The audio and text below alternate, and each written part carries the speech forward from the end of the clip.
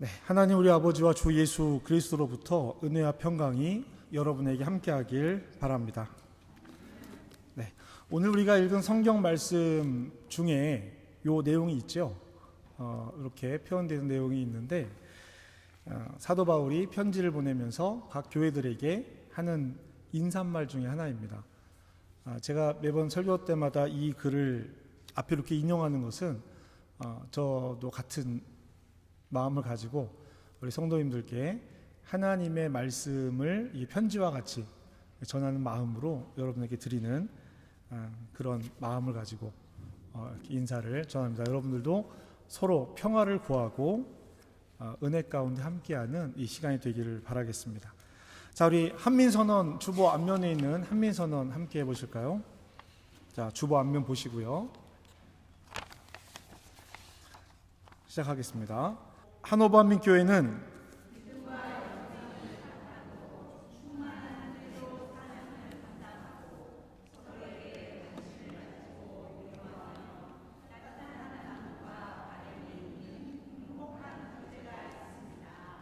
네, 저와 여러분이 이루어가는 교회가 이와 같은 교회가 되기를 다시 한번 주님의 이름으로 부탁드립니다. 성경의 가장 중요한 주제는 무엇일까요? 성경의 가장 중요한 주제, 성경책 제목에 그것을 기록해 놓았습니다. 구약, 신약. 그래서 구약, 신약. 주제가 뭘까요? 약속에 대한 이야기입니다. 이전에서부터 해왔던 약속, 그리고 새로운 약속, 이렇게 구약과 신약을 구분해서 이야기할 수 있지요. 그런데 이 약속은 만남을 전제로 하고 있습니다. 만나야 약속이 가능하다라는 것이죠.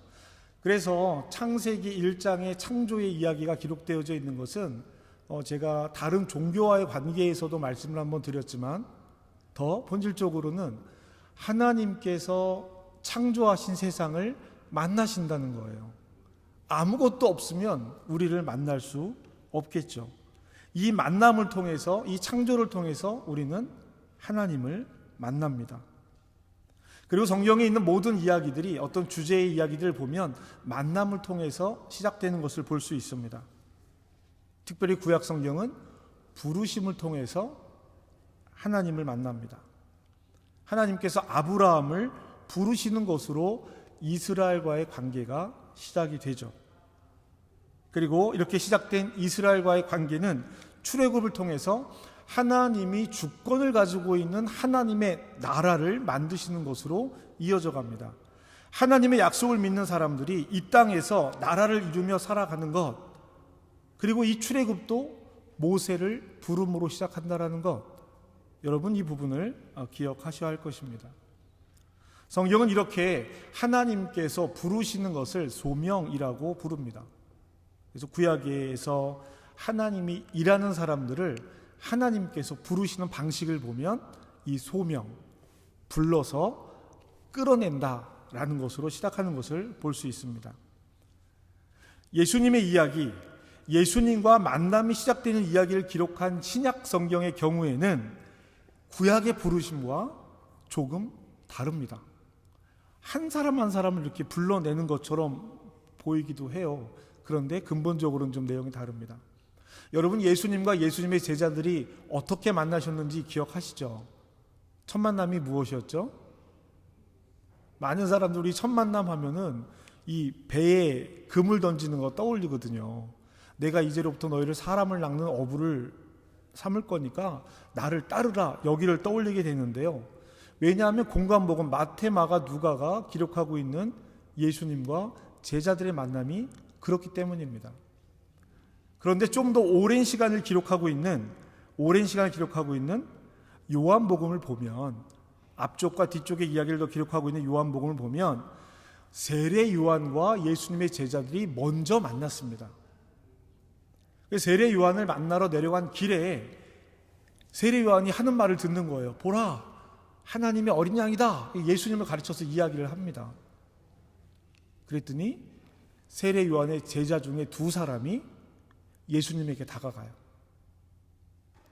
선생님, 어디에 머물고 계십니까? 이렇게 물으니까 예수님께서 와서 보라 라고 말씀하세요. 그래서 그들이 가서 봅니다. 그리고 다시 제자들이 있는 곳으로 돌아와서 자기의 형에게, 그 두 사람 중에 한 사람 안드레가 그의 형에게 이야기합니다. 형, 나 메시아를 만난 것 같아. 갑시다. 이때 따라 나섰던 사람이 시몬이에요. 시몬의 새로운 이름이 베드로입니다. 그리고 이 베드로라는 이름을 준 것이 예수님이시죠. 이제부터는 너를 베드로라 부를 것이다. 이 만남이 있고 나서 이들이 다시 갈릴리로 올라갔을 때, 갈릴리로 올라가서 다시 그물질을 하고 있을 때 예수님이 거기에 나타나신 거예요. 두 번째 만남입니다. 그리고 여기에서 사람을 낚는 어부를 삼겠다고 하시고 부르시고 제자들이 따라 나선 것이죠. 그러니까 예수님과 제자들의 첫 번째 만남은 가서 보는 거였어요. 가서 보는 것. 이렇게 만난 예수님과 제자들은 3년의 시간을 함께 보냅니다. 그리고 이 시간 동안 예수님은 제자들에게 하나님 나라를 보이셨습니다. 그리고 마지막으로 제자들과 헤어지면서 마태복음에 기록되어져 있는 이 말씀을 보면 예수님의 마지막 말씀은 가서 전하라였어요. 그러니까 제자들에게 첫 번째 하신 말씀은 와서 봐. 그리고 마지막으로 하신 말씀은 가서 전해. 그러면 뭘 전하라는 이야기일까요? 이 본 것을 전하라는 거예요.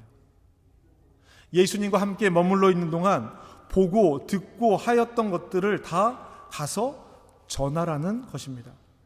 예수께서 제자들에게 하신 말씀 와서 보고 가서 전하는 것은 예수님과 제자들의 만남 전체에 담긴 이야기예요. 그리고 그것을 이제 교회가 담아내고 있고 교회가 만나야 하는 이야기이기도 합니다. 교회가 담아내는 만남과 교회가 담아내야 되는 이야기를 한마디로 표현하자면 예수 그리스도예요. 예수 그리스도.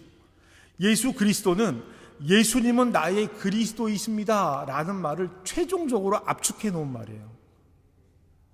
동사 띄고 다 띄고 예수 그리스도 딱 이렇게 선언을 하고 있는 것입니다. 이 말은 예수님은 나의 그리스도가 되십니다. 예수가 나의 그리스도 되신다라는 것은 예수님은 나의 왕입니다. 예수님이 나의 왕이다라는 뜻은 예수님께서 말씀하시면 내가 듣겠습니다 라는 뜻이고요. 결국 이 이야기는 순종으로 이어지는 것입니다. 즉 예수 그리스도라는 말은 그리스도 되신 예수님의 말씀을 따라 이제부터 내가 그 말씀을 따라 살아가겠습니다 라고 하는 선언과도 같은 거예요. 예수님께서 하나님 나라를 보이시고 가르치셨으니 예수님의 뜻에 따라 살아간다는 것은 하나님 나라 백성으로 살아간다는 것을 선언하는 것입니다. 이 세상에 살아가는 것과 하나님 나라의 백성으로 살아가는 것, 이 차이의 간격을 메꾸고 이 간격을 하나로 만드는 것이 교회에서 우리가 함께 나누는 이야기들입니다. 하나님 나라의 백성으로 살겠다고 고백하는 사람들이 이룬 공동체, 지금까지 이어져 온 공동체가 이 교회입니다. 그러니까 교회는 하나님 나라의 질서를 따라야 합니다. 이 고백을 통해 우리는 교회를 지금까지 이루어온 것이죠. 성도된 우리는 교회를 통해서 하나님 나라를 경험하고 싶어 합니다. 여러분 교회에 오셔서 무엇 하고 싶으세요? 1번 매주 싸우고 싶다. 얼굴 마주치는 사람에게 찡그리고 화내고 다투고 이런 마음으로 교회 오시는 분 없잖아요. 우리가 교회를 생각할 때마다 왜 실망하느냐면 내가 바라고 원하는 모습이 교회에서 이루어지지 않기 때문에 교회를 생각하면 실망할 때가 있는 거예요. 여기가 천국 같은 곳이 되기를, 하나님 나라가 되기를 소망한단 말이죠. 교회 공동체를 통해서 서로 사랑으로 하나 되어서 하나님을 아버지로 모시고 예수님을 왕으로 모시고 성령님께서 우리에게 가르치시니까 스승님으로 모신다면 우리는 아무것도 두려울 것이 없을 거예요. 아무것도 무서울 것이 없을 것입니다. 이런 교회를 바라요. 그런데 우리의 삶은 이렇게 이어지지 못한다라는 것입니다. 사도 바울은 선교를 통해서 자기가 만난 예수님을 자기가 만난 예수님을, 자기가 본 예수님을 전합니다. 교회를 이루어서 그곳에서 하나님 나라를 이루어가기를 기대한단 말이죠. 그 소망을 가지고 있었어요. 그래서 그 소망을 가지고 순교할 때까지, 죽음에 이를 때까지 선교 여행을 합니다. 그냥 소망이 그랬으면 좋겠어 라고 끝나는 것이 아니라 자기의 전 생의 목숨을 다해서 그 일을 했다라는 거예요. 그리고 그 열매가 소아시아의 교회들을 세운 것이고 유럽의 교회를 세우게 된 것입니다. 그리고 바울은 그 선교 여행을 통해서 세운 교회들에게 편지를 보냅니다. 그 편지들이 신약 성경에 서신서라고 기록되어져 있는 부분들이에요. 그런데 이 서신서들을 보면 바울이 만났던 사람들에게 예수님에 대한 이야기를 전하는 것, 교회에서 함께 해야 하는 것을 전하는 그것 말고 개인에게 보낸 편지들이 있습니다. 사람들에게 보낸 편지가 있는데요, 세 사람에게 편지를 보냅니다. 한 사람이 디모데예요. 그리고 디도입니다. 오늘 우리가 읽은 디도죠. 그리고 한 사람이 빌레몬이라고 하는 사람이에요. 빌레몬서는 골로새 교회에게 보내는 편지를 가지고 가는 사람에게 덧붙여서 보낸 편지예요. 골로새에 살고 있는 빌레몬에게 보낸 편지. 야, 오네시모한테 내가 편지를 들려서 보낼 거니까 오네시모를 용서해줘. 이 오네시모는 빌레몬의 종이었는데 빌레몬에게 큰 손해를 끼치고 도망갔던 사람입니다. 이 사람이 바울을 만나서 회심하고 예수님을 믿게 된 거예요. 그래서 이 빌레몬에게 이 오네시모도 우리 가족이 됐으니까 빌레몬 당신이 용서해줘. 이 이야기를 빌레몬에게 편지를 들려서 보내서 이야기를 전하게 된 거예요. 너 나한테 갚을 거 있잖아. 너 나에게 빚졌잖아. 복음에 빚졌잖아. 그러니 빌레몬 그 빚을 오네시모에게 대신 갚아줘. 용서해줘. 나를 생각해서 이 사람 용서해줘. 이런 바울의 개인적인 바람이 담겨져 있는 편지가 빌레몬서입니다. 그러면 그 빌레몬서를 제외한 디모데와 디도서, 이 편지는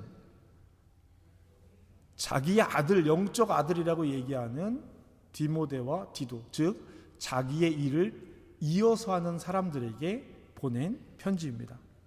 이 편지에는 하나님의 영광에 머무는 교회를 향한 바울의 간절한 바람들이 담겨져 있습니다. 바울은 디도와 디모데에게 하나님의 영광이 머무는 교회를 이루는 성도들을 양육하기 위해서 이러이러한 일들을 해야 돼 라고 하는 구체적인 지침을 준다는 거예요. 그리고 이 가르침은 오늘 우리에게도 동일한 의미를 주고 있습니다.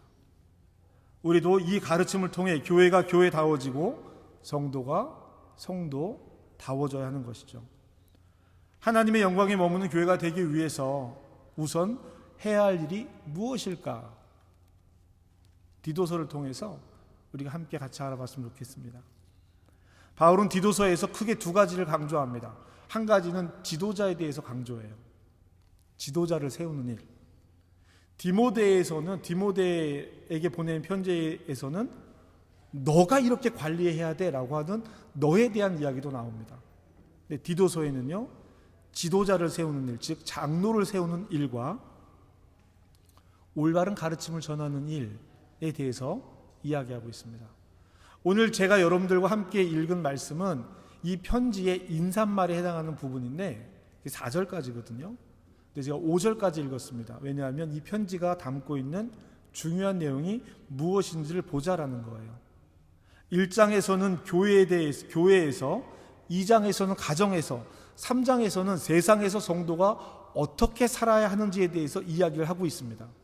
그리고 1장 앞절 부분에서는 장로를 세우는 일에 대해서 기록을 하고 있습니다.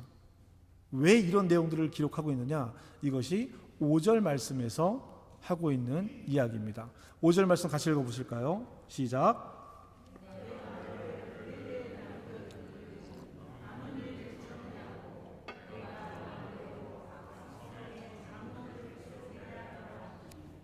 아멘.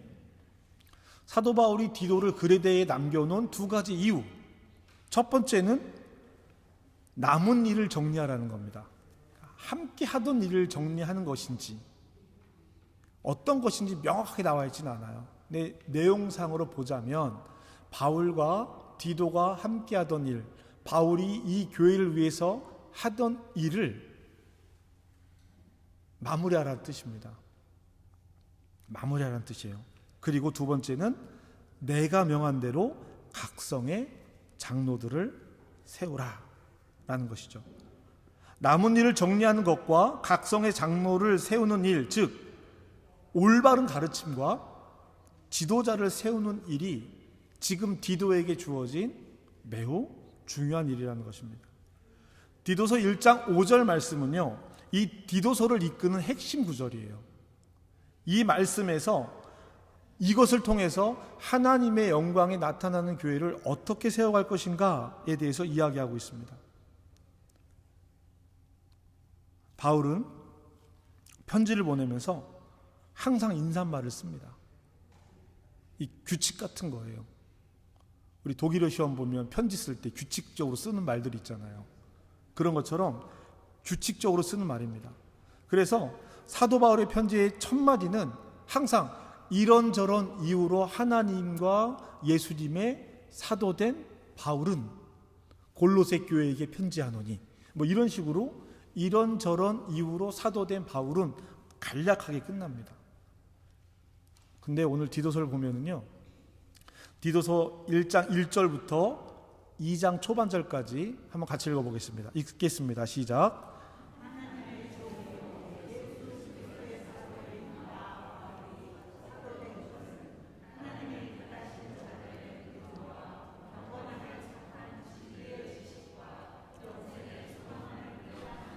아멘. 그죠? 이렇게 자기의 사도됨을 이야기하고 있습니다. 제가 조금 전에 말씀드린 것처럼요, 디모데에게 보낸 편지 한번 비교를 해볼게요. 다른 거는 서신서들은 교회에게 보낸 거니까 디모데에게는 뭐라고 얘기했나 볼까요? 자, 디모데에게 한 편지입니다. 읽어볼게요. 시작.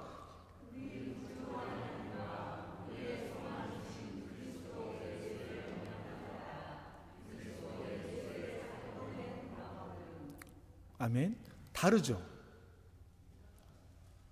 디도서에는요, 사도된 바울은, 그리고 또 다시 사도인 나 바울이 사도된 것은 무엇을 위해서라고 뒤에 하나가 더 붙습니다. 하나가 더 붙어요. 여기는 사도된 바울은 하고 끝나요. 디모데전서의 기록은 다른 기록들과 비슷합니다. 이 서술에서는요, 그냥 사도가 된 당위성만 얘기해요. 나는 하나님의 사도입니다, 나는 예수님의 사도입니다 라는 것만 얘기하는데, 디도서에서는요, 왜 사도가 됐는지에 대한 사도가 된 이유를 설명하고 있어요. 그리고 사도라는 말을 2번이나 강조하고 있습니다. 할 말도 많은데 2번 얘기했다는 것은요, 강조하고 있다는 뜻이기도 합니다. 다른 서신서들과 다르게 디도에게 보내는 편지의 서두에서 바울이 자신을 강조하는 이유가 있어요. 이유는 뭐냐면, 이 편지가 디도에게 전달이 되잖아요. 그럼 디도는 이 편지를 자기가 읽고 공동체 앞에서 다시 한번 이 편지를 읽어야 합니다. 그러니까 편지에는 2가지 내용이 담기는 거예요. 디도가 들어야 하는 이야기와 디도의 입을 통해서 그레데 교회가 들어야 하는 이야기가 함께 기록이 되어져 있는 것입니다. 그러니까 이 편지를 통해서 교회는 바울이 디도에게 명령한 것을 가볍게 들어서도 안 되고 더욱이 무시해서도 안 된다라는 것을 말하고 있는 거예요. 바울이 디도에게 명령한 것을 그레데 교회가 바울의 이야기처럼 따라야 한다라는 것이죠. 바울이 사도된 목적은 하나님의 택하신 자들이 믿음과 경건함에 속한 진리의 지식과 영생의 소망을 위한 것이라고 이야기하고 있습니다. 그리고 바울은 영생에 대해서 조금 더 서술합니다. 이 영생의 문제에 대해서 어떤 문제를 제기하고 있는 사람들이 있었다라는 것을 우리가 알 수 있죠. 영생이 하나님으로부터 나온 것임을 다시 한번 강조하면서 자신의 이야기가 아니라 하나님께서 원하시는 것이고 하나님께서 맡겨놓은 이야기다 라고 강조하고 있는 것입니다. 이 영생을 다시 한번 이렇게 강조하고 있어요. 2절 후반절부터 3절까지의 말씀을 함께 읽겠습니다. 시작. 이 영생은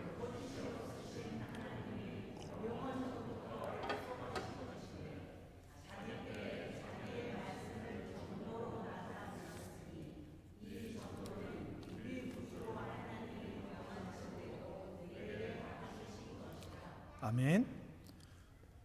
이 영생은 거짓 없는 하나님께서 영원 전부터 약속한 것인데, 이 영원 전부터 약속한 이것을 오늘 나를 통해서 나에게 맡기신 것을 내가 전도를 통해서 당신들에게 알려준 겁니다.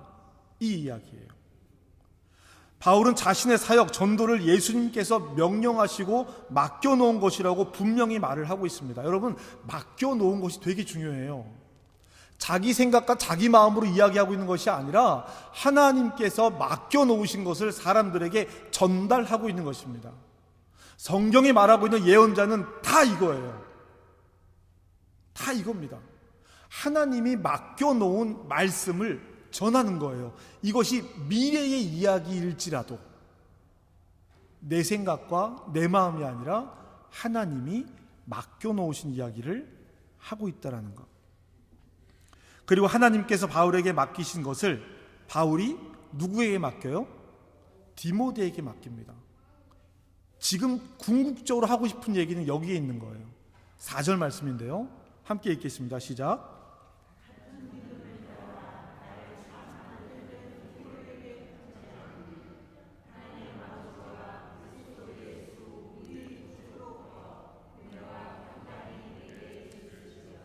아멘.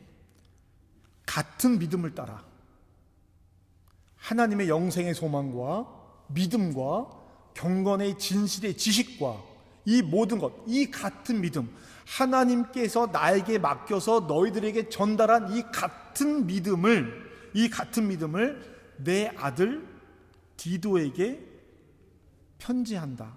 이 믿음을 따라서 내 아들이 된 디도에게 편지한다라고 선언하고 있는 것입니다. 지금 바울은요, 이 권위, 내가 가진 권위를 디도에게 부여하고 싶어 하고 있는 것입니다. 이게 문제예요. 디도에게 굳이 이런 권위를 내세울 필요가 있었다라는 거죠. 앞선 편지들에서는 그런 내용들이 없어요. 그냥 사도된 바울은 넌 뭔데? 예수님의 제자도 아니잖아. 아니야, 나는 그리스도로부터 사도로 부름받은 사람이야. 이것만 얘기하면 됐었거든요. 여기서 길게 사도가 무엇인지를 얘기하고 있는 거예요. 그리고 이것이 디도에게 왜 이 이야기를 하고 있는지, 왜 교회가 이 이야기를 들어야 하는지를 말하고 있는 것을 보면 지금 그레데 교회가 디도를 인정하고 있지 않다라는 것이죠. 디도의 권위가 도전받고 있는 것입니다. 거짓 가르침을 전하는 사람들이 디도의 가르침을 왜곡하면서 이것 봐, 이러니 디도는 가르칠 자격이 없어. 얘가 바울이 아니잖아. 이 사람이 전하는 것이 바울이 한 얘기와 다를 수도 있어 라고 의문을 제기하는 거예요. 거짓 교사들이 이야기하는 거, 복음을 왜곡하는 거는요, 완전히 다른 이야기를 하지 않습니다. 처음에 시작은 다 똑같이 시작해요. 그때쯤 가서 슬그머니 바꿔놓는 겁니다. 그리고 또 중요한 이유가 있어요. 디도는 그곳 사람이 아닙니다. 디도는 3장 말씀에 보면 이 일을 마무리하면 디도는 이 그레데 교회를 떠나야 될 사람이에요. 떠날 외지인입니다. 그렇기 때문에 바울은 디도의 권위의 문제를 제기한 사람들에게 자기의 권위와 같은 권위를 주려고 하는 것이죠. 그러면 바울이 왜 자신의 권위를 내세워서 디도에게 권위를 주려고 하는가?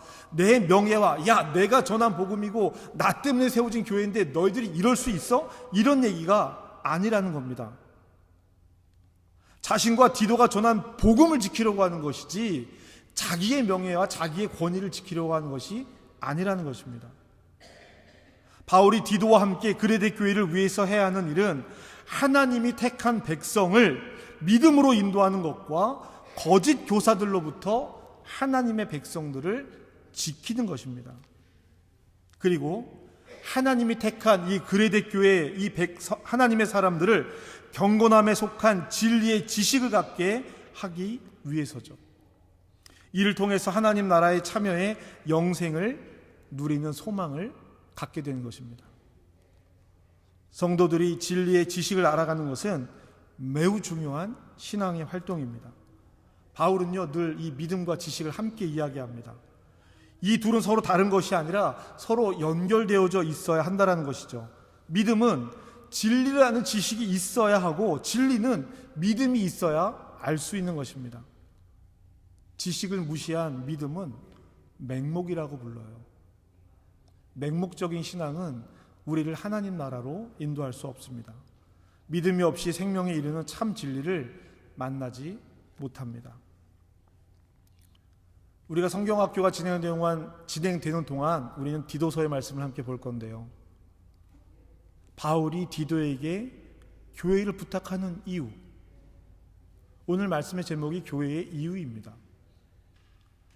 바울이 디도에게 말하는 그 내용들이 교회의 목적과 이유가 되는 것이죠. 오늘 우리는 이 부분의 첫 번째 앞부분의 인사말의 일부, 짧은 4절이지만 이 인사말에 많은 것들이 담겨져 있는 것을 알 수 있습니다. 디도가 말하고 하는 핵심적인 내용들이 여기에 담겨져 있죠. 또한 바울과 디도의 권위를 강조하면서 그들의 부름받은 이유, 교회가 존재해야 하는 이유, 전도의 목표, 성도의 참 모습 등을 기록하고 있습니다. 우리가 믿음의 사람이 되기를 바라고 있고 경건함에 속한 진리의 지식과 영생의 소망을 가진 성도가 되기를 바라고 있습니다. 이것이 사도 바울을 부르시고 디도를 그레데 섬에 남기시고 오늘 우리를 교회로 부르신 하나님의 뜻입니다. 우리가 예수님께 와서 봐야 하는 것, 가서 전해야 하는 것이 바로 이것입니다. 우리 존재 자체가 믿음의 사람, 진리의 사람, 경건의 사람이 되었을 때 그것을 들고 나가서 보세요, 이것이 하나님께서 우리에게 보이신 것입니다 라고 말할 수 있는 것이죠. 교회가, 사역자가, 성도가 이 사명을 영광스러운 특권으로 여길 때 우리는 오늘 여기에서 부르심에 합당한 삶을 살아가는 존재가 되는 것입니다. 오늘 저와 여러분이 이 부름에 응답하기를 주님의 이름으로 축복합니다. 하나님의 영광에 참여하는 일이 오늘 여기에서 시작되기를 주님의 이름으로 축복합니다. 교회의 존재 이유를 바울은 디도에게, 디도는 그레데 교회에게 이야기합니다. 오늘 이 이야기가 하노버 한민교회에게 전해지고 하노버 한민교회의 모습이 되기를 간절한 마음으로 바랍니다.